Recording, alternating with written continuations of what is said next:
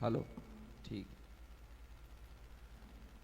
प्रवचन सार ग्रंथ आप सबके सामने हैं और इस ग्रंथ के आधार से ही एक विषय जो हमने तैयार किया है खास तौर पर, वो है सार्वकालिक सत्य बनाम तात्कालिक तथ्य। सार्वकालिक सत्य यानी एक ऐसा सत्य जिसको कभी झुटलाया नहीं जा सकता, चाहे काल कोई सा भी हो, क्षेत्र कोई सा भी हो, हर स्थान पर वो सत्य तो वही रहेगा। और एक तात्कालिक सत्य तथ्य वो होते हैं, टेम्परेरी फैक्ट्स जिन्हें कहते हैं, जिन्हें आजकल हम सबकी आसान भाषा में कहा जाता है ट्रेंड्स, ट्रेंडिंग। और इसके लिए पूरी दुनिया पागल हुई जा रही है। कौन सी रील ट्रेंड कर रही है, कौन सा शॉर्ट्स ट्रेंड कर रहा है, कौन सा फैशन ट्रेंड कर रहा है, और हर कोई बस उस ट्रेंड के पीछे भाग रहा है।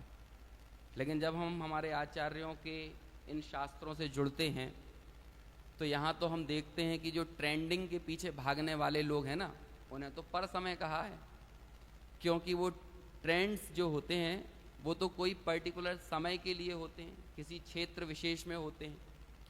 एक जगह की कोई ट्रेंडिंग रील हो, कोई ज़रूरी नहीं है कि वो पूरी दुनिया में ट्रेंड कर रही हो। भारत में कोई चीज़ ट्रेंड करती हो तो उस समय अमेरिका में कोई चीज़ ट्रेंड करे, ये ज़रूरी नहीं है।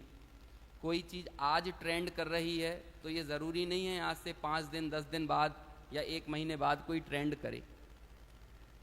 तो ये ट्रेंडिंग के पीछे भागना, टेम्परेरी के पीछे भागना, ये सिर्फ आज के वर्तमान की युवा पीढ़ी ही कर रही है या अनादिकाल से हम सब भी ऐसी ही कुछ ट्रेंडिंग चीज़ों के पीछे भाग रहे हैं?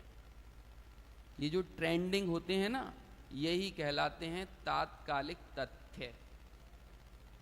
जब हम आचार्य कुंद कुंद की शरण में जाते हैं और कुंद कुंद से पूछते हैं कि हे प्रभु, आप तो हमें मुक्ति का मार्ग बताओ, मोह के अभाव करने का कोई ऐसा उपाय बताओ जिसके कारण हम हमारे अनादिकाल से चले आ रहे जन्म मरण के दुखों से छूटकर एक ऐसे शाश्वत सुख को प्राप्त कर पाएं, और जिसके लिए हम प्रभु आपकी वंदना करते हैं, हम भी वैसे ही बन पाएं।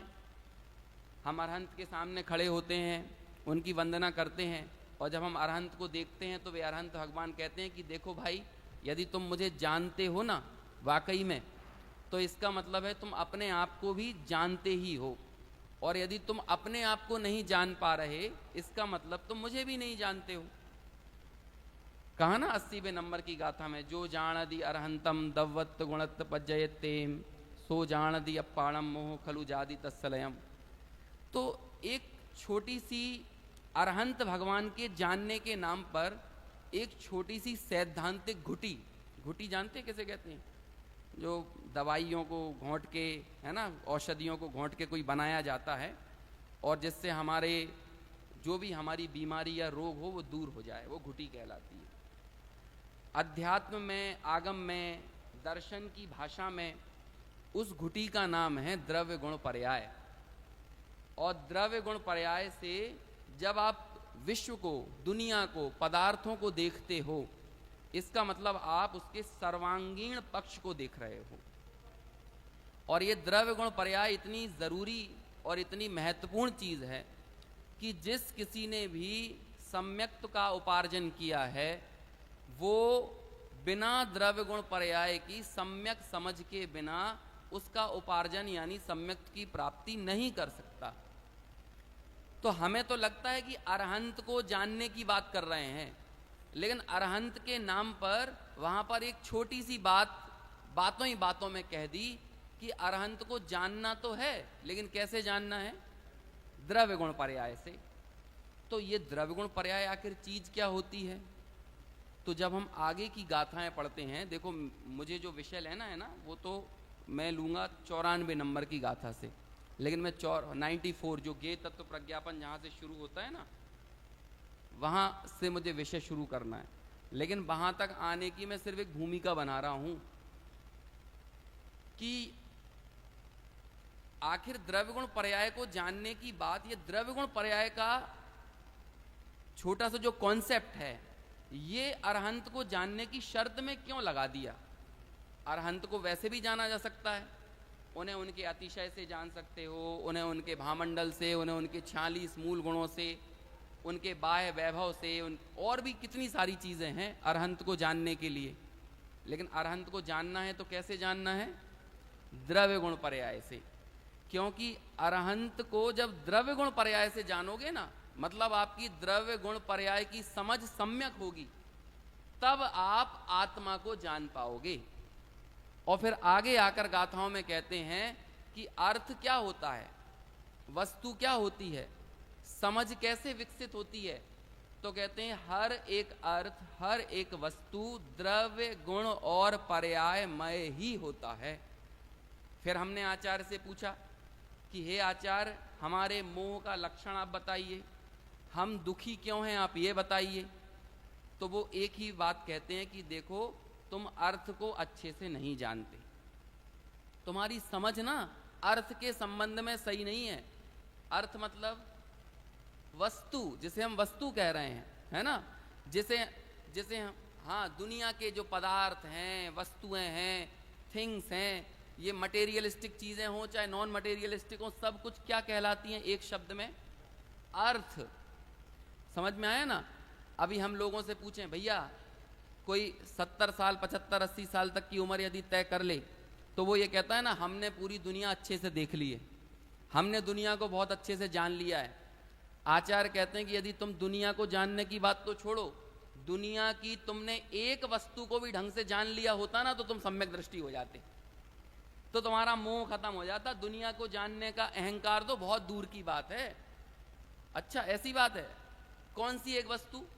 कहते तुम्हें जो समझ में आए वो वस्तु। तुम्हें लगता है ये माइक है ना, तो अभी हम माइक के किसी मैकेनिक को बुलाएं तो वो उसके बारे में पूरा जानता है कि नहीं? लेकिन आचार्य कहते हैं यदि तुम इस माइक को भी अच्छे से जान गए हो ना, तो तुम इसका मतलब अपने आप को भी जान जाओगे। लेकिन इसे जानो द्रव्य गुण पर्याय से, इसकी टेम्परेरी अवस्थाओं को मत जानो। क्या, कौन सी अवस्था को जानो? सार्वकालिक। सार्वकालिक। आप तो दुनिया का एक भी पदार्थ लेकर आओ, और यदि आपको लगता है, हम मोबाइल को जानते हैं कि नहीं? बोलो, जानते हैं? कौन सी कंपनी का है, कैसे बनता है, कैसे फंक्शनिंग करता है ना? 4G है, 5G है, कितने GB की डेटा है, रैम कितनी है, जानते हैं कि नहीं? अरहंत भगवान से पूछो तो अरहंत भगवान कहेंगे भैया ये भी अर्थ है। यदि तुम इसे जानते हो ना, इसका मतलब तुम अपने आत्मा को भी जानते हो। अर्थ के संबंध में सम्यक समझ नहीं होना ही मोह का मूल कारण है, और अर्थ की सम्यक समझ होना ही मोह के अभाव का एकमात्र कारण है। अर्थ को जानोगे तो मोह जाएगा, अर्थ को नहीं जानोगे तो मोह नहीं जाएगा। तो फिर हमने आचार्य से पूछा, आप अर्थ की बात करते हो, हम तो हमेशा से ये कहते हैं कि आत्मा को जानना पड़ेगा। अरे आत्मा तक हम बाद में लेके जाएंगे आपको, आप तो पहले जिस अहंकार से भरे हुए हो ना, हमने फिजिक्स पढ़ी, केमिस्ट्री पढ़ी, बायोलॉजी पढ़ी, समझ में आया, अकाउंट्स की शिक्षा अर्जित की, और भी दुनिया की तमाम तरह की जितने एजुकेशन सिस्टम चलते हैं। आचार्य कहते हैं कि तुम इन्हें जानते हो, यदि इन्हें जानते हो इसका मतलब तुम्हारे मोह का अभाव होना चाहिए। तो कहते हैं कि फिर इन्हें कैसे जाने, अर्थ को जानने का तरीका क्या है? ये सब मैं गाथाएं बता रहा हूं। 85 नंबर की गाथा है जिसमें लिखा है अट्ठे अजधा गहणम। उनसे आचार्य से पूछा मोह का लक्षण क्या है, तो आचार्य ने कहा अर्थ के संबंध में अयथार्थ ज्ञान ये मोह का लक्षण है। फिर 86 नंबर की गाथा में कहा जिण सत्थादो अट्ठे, है ना, पच्चखादी ही बुज्जदो नियमा, कि जो जिनेंद्र भगवान के द्वारा कहे गए अर्थ को सम्यक प्रकार से जानता है, चाहे वो प्रत्यक्ष से जाने, प्रत्यक्षादि प्रमाणों से जाने, या जिन शास्त्रों के द्वारा यानी आगम से जाने, लेकिन जानना क्या पड़ेगा? क्या जानना पड़ेगा? अर्थ। ये प्रवचन सार काय के लिए है? अर्थ को ही तो समझाने के लिए, वस्तु को समझाने के लिए है। तो हमें तो इसमें वस्तु का कहीं ज्ञान नहीं दिखता। हमें तो कहीं नहीं दिखता कि मोबाइल कैसे काम करता है, कौन सी कार कैसे काम करती है, मकान कैसे बनता है, दुकान कैसे चलती है, ये तो इसमें कहीं नहीं लिखा। और नाम दिया है ज्ञेय तत्व प्रज्ञापन, मतलब ज्ञेयों का ज्ञान कराने वाला ग्रंथ। लेकिन हमें तो कोई गेयों का ज्ञान नहीं हो रहा। गेयों का ज्ञान करने के लिए तो हमको बाहर यूनिवर्सिटीज़ में जाना पड़ता है, स्कूल में जाना पड़ता है, बड़े बड़े कॉलेज में जाना पड़ता है, विदेशों में शिक्षा अर्जित करने के लिए लोग जा रहे हैं, तब जाकर उन्हें अर्थ का यानी गेय का ज्ञान होता है। लेकिन इस गेय तत्व प्रज्ञापन में ऐसा क्या बता दिया कि जिसके कारण आचार्य कहते हैं कि तुम्हें सम्यक अर्थ का ज्ञान तो इसी आगम से होगा, वस्तु को इसी तरह से जानोगे। तो क्या है अर्थ को जानना? इसका मतलब उसको जानना कोई छोटी मोटी चीज तो नहीं है। आचार्य कहते हैं कि देखो भाई, तुम बड़े बड़े विश्वविद्यालयों में जाते हो, स्कूल में 12 साल स्कूल की पढ़ाई, फिर उसके बाद लगभग 10 साल कॉलेज की पढ़ाई, आजकल इससे कम में तो होता नहीं है ना। 26-28 साल में ही एजुकेशन ऑलमोस्ट लगभग पूरी हो पाती है। हमने इतनी सब पढ़ाई की, तो आचार्य क्या हमने अर्थ को नहीं जाना? तो आचार्य पूछते हैं अच्छा बताओ क्या सीखे तुम? तो उसने कहा कि मैं तो रोबोटिक साइंस, आर्टिफिशियल इंटेलिजेंस का अध्ययन मैंने किया है। तो आचार्य पूछते हैं अच्छा एआई को जाना तुमने? अब आप ये बताओ एआई के बारे में आपने क्या जाना? क्या जाना?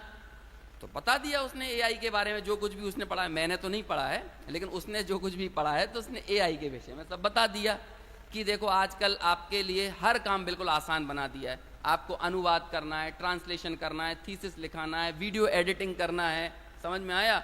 हर एक चीज को, किसी चीज को क्लासिफाइड करना है, सब काम एआई के माध्यम से बहुत आसानी से हो जाएगा। आचार्य ने उससे पूछा कि अच्छा ये बताओ, ये जो एआई है ये अभी जिस स्वरूप में तुम्हें दिख रहा है, क्या इस स्वरूप में ये हमेशा हमेशा के लिए रहेगा? तो नहीं, वो सामने वाला तो बहुत समझदार है, वो कहेगा नहीं, इसका नया वर्जन आएगा, ये अपडेट हो जाएगा, ये अपग्रेड हो जाएगा। तो कहते हैं कब ये अपडेट और अपग्रेड होगा? तो कहते हैं हो सकता है 6 महीने बाद, हो सकता है 1 साल बाद, हो सकता है 2 साल बाद। तो उससे बोला इसे तुम आज ही अपग्रेड क्यों नहीं कर लेते हो? तो फिर वो बोलता है कि नहीं, धीरे धीरे होते होते ज्ञान होता है। अच्छा, मतलब आपने स्वीकार किया ना, होते होते ज्ञान होता है। इसका मतलब अभी आपने जो एआई हमारे सामने प्रस्तुत किया है, ये आपका सर्वांगीण ज्ञान नहीं है, ये आपका अधूरा ज्ञान है। 2 साल बाद आप एक अपग्रेडेड एआई लेके आओगे। एआई जानते हैं कि नहीं? जो लोग नहीं जानते वो खुशनसीब है ना? जो जानते हैं वो बहुत मगजमारी में पड़ने वाले हैं। मैं तो एक एग्जाम्पल ले रहा हूं, ऐसा मैं किसी का भी ले सकता था, समझ में आया ना? आपके भोजनालय की किसी छोटी सी डिश का एग्जाम्पल भी ले सकता था, समझ में आया ना? कि एक समोसा, क्या समोसा अपग्रेड नहीं हो सकता? आज समोसे अपग्रेड होके कहां तक पहुंच गए कि समोसे में थोड़ा मीठा भी यूज कर सकते हो, थोड़ा सा नमकीन, थोड़ा चटपटा, थोड़ा सा उसमें आजकल तो फ्रूट्स मिलाने लगे हैं समोसों के अंदर, पता नहीं क्या क्या होने लगा। तो ये कैसे किया आपने? उसे आपने अपग्रेड किया ना। तो ये जो अपग्रेडेशन चल रहा है, ये ही बात दर्शाती है कि अभी जो आपका ज्ञान है वो अधूरा है। इसका मतलब अभी आप जो जान रहे हो वो तात्कालिक तथ्यों को जान रहे हो। भैया 5 मिनट बाद, वो क्या कहते हैं, आधे घंटे बाद कर लीजिए।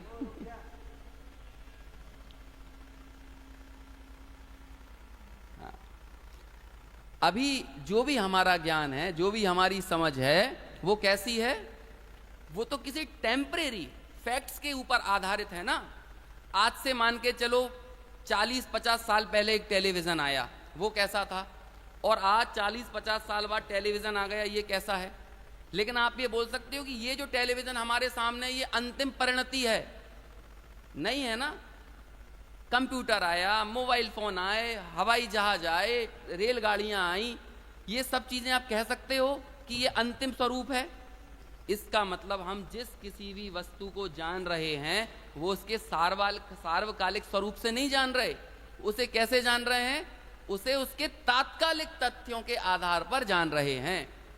लेकिन यहां पर सर्वज्ञ हमें उन वस्तुओं के संबंध में, अर्थ के संबंध में जो समझ देंगे, वो कौन सी देंगे?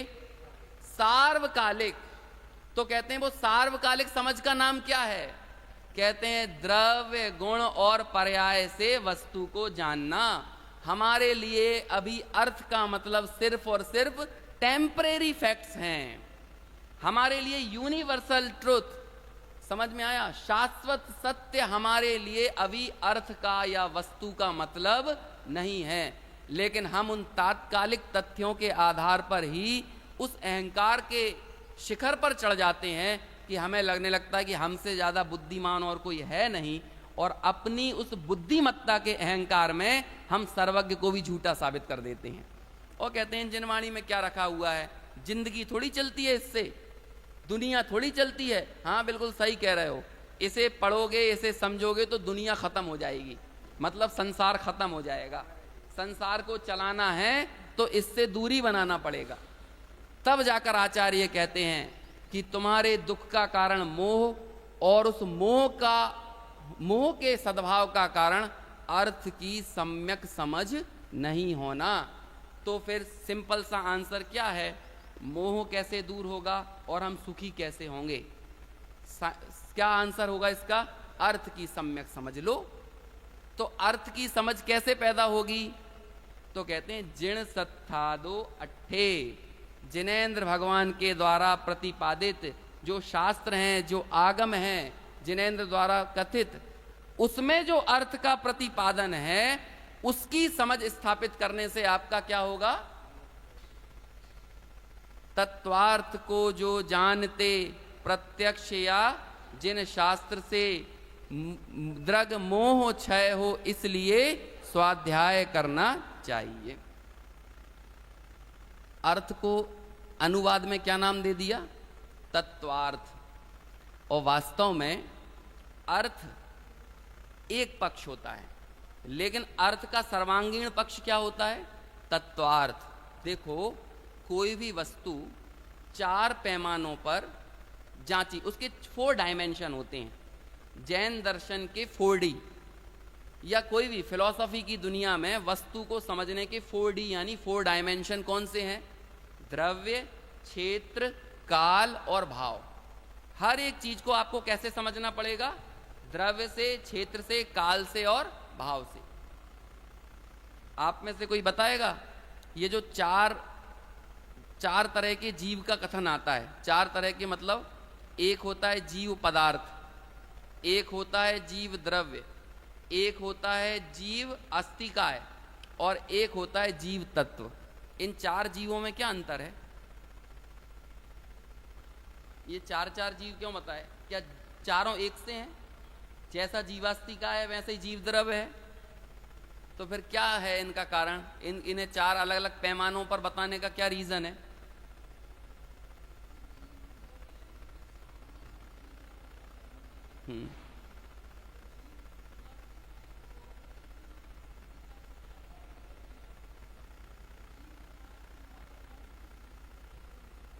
हाँ, जीव द्रव्य मैं नहीं हूं। अच्छा, देखो ऐसा है, अभी वैसे भाभी बहुत कुछ उसके नज़दीक तक पहुंची जो मैं बताना चाह रहा हूं, लेकिन आप सिंपल रिलेट कर लीजिए। मैंने पहले आपको 4 डायमेंशन कहे, द्रव्य, क्षेत्र, काल, भाव। मतलब एक जीव को आपको द्रव्य से भी जानना पड़ेगा, क्षेत्र से जानना पड़ेगा, काल से और भाव से, 4 डायमेंशन से जानना पड़ेगा। इन 4 डायमेंशन से उस वस्तु को जानने के ये 4 तरीके हैं, 4 तरीके।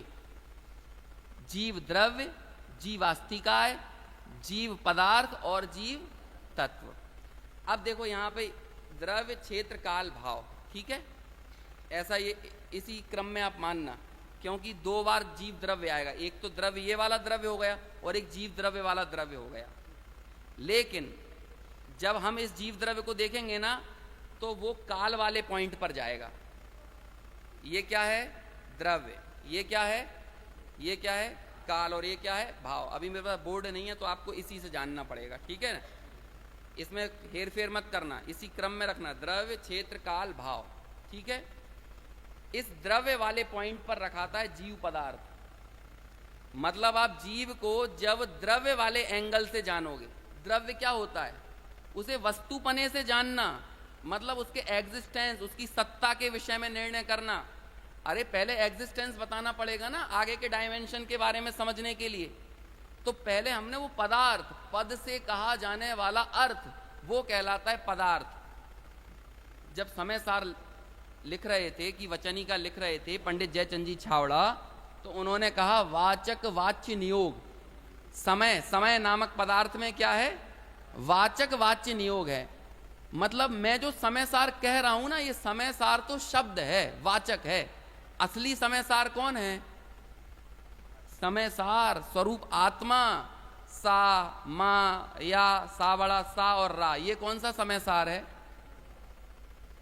ये तो शब्द समय सार है। अच्छा, शब्द समय सार से सुख होगा, शब्द समय सार की अनुभूति होगी, या अर्थ समय सार की अनुभूति होगी? तो फिर शब्द समय सार की क्या भूमिका है? अर्थ समय सार का बोध कराते हैं। जो भी पद से अर्थ कहा जाए वो पदार्थ कहा जाता है। पद होता है वाचक और अर्थ होता है वाच्य। जब पद और अर्थ दोनों मिल जाते हैं तो बन जाता है पदार्थ। जब वाचक और वाच्य दोनों मिल जाते हैं तो वो कहलाता है पदार्थ। बात कठिन हो रही है कि सरल? कठिन हो रही है, होना भी चाहिए, है ना। सरल तो वो सब लगता है अपन को, दुनियादारी, भोग विलास, है ना। समझना। अभी अपन जब यहाँ पहुंचेंगे ना, मुझे मात्र 4 कक्षाएं हैं मेरे पास, और 4 कक्षाओं में मुझे ये 2 गाथाएं लेना है। कल तो होगी नहीं, कल कार्यक्रम है अपना दादा के मतलब जयंती का, मतलब जन्म दिवस का, है ना। तो उसके बाद के 3 दिन, आज मैं सिर्फ आपको एक भूमिका बना रहा हूं, ठीक है। किसे कहते हैं? पदार्थ जिसमें वाचक वाच्य संबंध हो। ऐसे ही जीव, जा में बड़ी की मात्रा और वाह जीव, मतलब जीव नाम का सिर्फ शब्द नहीं है, जीव नाम की वस्तु भी एग्जिस्ट करती है। जब आप ये वाली चर्चा करते हो ना, तो ये कहलाता है द्रव्य वाला डायमेंशन। और इस द्रव्य वाले डायमेंशन पर कौन फिट होता है? जीव पदार्थ। कभी भी आप एक चर्चा देखना, जैसे कि गाथा नंबर 2, समय सार की गाथा 2, तो वहां पर आचार्य ऐसे करते हैं, जीव नामक समय, ऐसे बोलते हैं, जीव नामक समय, है ना। यहां से शुरू करते हैं। उसी के अर्थ में आप जाओगे नीचे भावार्थ में, तो कहते हैं जीव पदार्थ जो समय है। क्या कहते हैं?